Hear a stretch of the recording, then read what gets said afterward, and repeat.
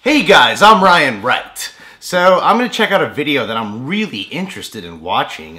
Someone sent it to me in a comment box and I was like, I gotta check this out. It's an exclusive video, James Cameron on Terminator Genisys. I am very intrigued on hearing what he has to say about Terminator Part 5. Because I just watched Terminator 1 and 2. I showed it to Veronica about a week ago. Fucking love those movies. Hands down, Terminator 2 is one of my top 3 favorite films of all time. Terminator 3 was fun. Kind of sucked. And Part 4, I'm trying to wipe from my memory. But I'm interested in hearing what Cameron has to say. The god of the box office. I had no idea what to expect sitting down. I wasn't involved in the making of the film. I didn't direct it, I didn't write it. I'm just a fanboy. So I'm in a dark theater, movie starts. The machine sent a Terminator back to the time before the war to kill my mother, Sarah Connor. And I start to see things I recognize. It's being very respectful of the first two films. Nice night for a walk, eh? Your clothes. Give them to me. Now. Interesting. And then all of a sudden it just swerves. I've been waiting for you. And now I'm going on a journey. I feel like the franchise has been reinvigorated, like this is a renaissance.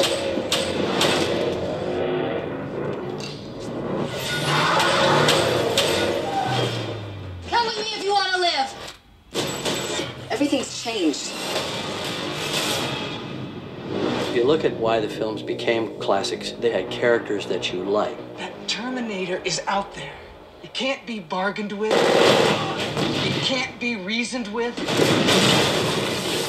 And it absolutely will not stop. Ever.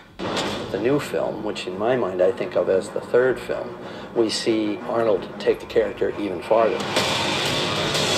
Interesting. Everybody responds to Sarah Connor. You're Terminator. For women, I think she represents a kind of empowerment. Nice try. And yet there's a vulnerability there, because that strength comes at a price. You cannot risk yourself, even for me. Do you understand? You're Too important. We went from, in the first film, the Terminator being the worst badass in history, Sarah Connor. Yes. to, in the second film, him being almost a father figure. Get down. The idea of taking John Connor and flipping him to the bad guy. What have they done to my son? Survival was what you taught me. It's pretty cool because you got to riff against expectation. It's all about the twists. I'm not machine, not man, I'm more. Whoa. Like the Terminator films, I'll be back. I'll be back. I'll be back. you're gonna love this movie. Woo! Alright. That is fucking awesome to fucking hear.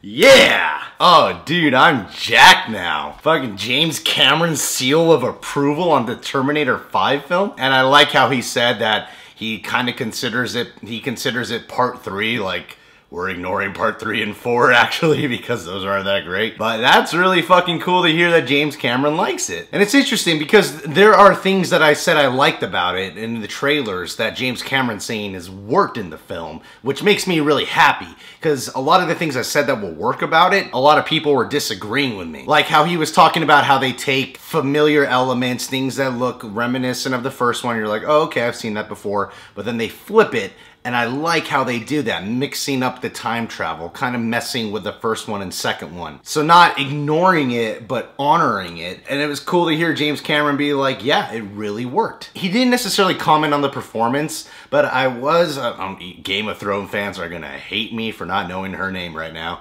But the woman who plays Sarah Connor in Terminator Genisys, when I saw the trailer for it, I was like, I'm not sure how she's gonna do in this role. It kind of looked a little over the top. So the way Cameron was talking about Sarah Connor was awesome, because I was like, this woman probably does a really good job, actually. Like, it seems cool to me that these filmmakers have taken over the franchise and are actually knowing what to do with it. He was talking about how, because if you look up, like, a lot of those top 100 villains of all time, Arnold from Terminator 1 tends to be in there. And then if you look up top 100 heroes of all time, Arnold tends to be in there for Terminator Part 2, which is so cool because they're different Terminators. It's Arnold playing them, and one goes down in one of the greatest villains of history, one of the greatest heroes of history in the second one.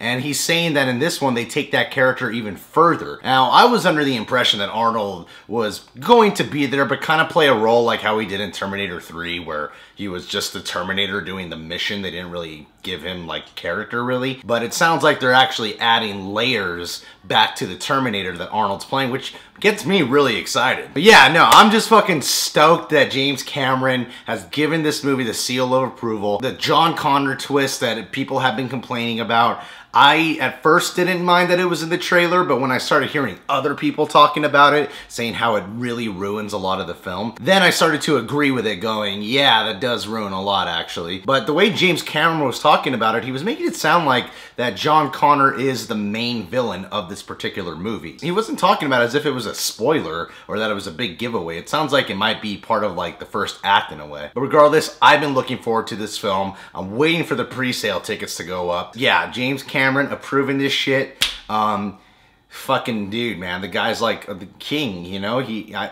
I hear he's a total dick to work with. Kate Winslet said she would never work with him ever again, you know? But it's very impressive, like, so many of the films he's done. Like, he did Titanic in '99, became the #1 grossing movie of all time, first movie to pass $1 billion, almost made $2 billion. And then he waits about 10 years, does Avatar. No movie has surpassed Titanic at this point. He does Avatar after 10 years, and that surpasses Titanic. Despite what you might think about Avatar, I thought it was okay. It's still impressive what he was able to do with that film. Hearing this guy, listening to his track record, the inventor of the Terminator series, giving this film a seal of approval, makes me really happy because 3 and 4 left me disappointed. Anyway, guys, thanks for tuning in. If you're new to the channel, you can subscribe to The Real Rejects. You can follow us on Facebook, Instagram, and Twitter, where if we get enough followers, we can get product placement for things such as... Hold on. Money. Money is great. You know, people say money is the root of all evil. I think lack of money is the root of all evil. You could be rich and you could be poor. Which one do you think is going to make you feel a little better? Come on. So yeah, I would like to get product placement from people who will provide me with money. I don't want free products. I don't want you to promote me in any way. I just want you to give me money so I can spend it on hookers for my girlfriend, because she won't let me sleep with any hookers, but I'd like to watch her do something with another guy. Yeah, terminate her, you know what I mean? Can't say that.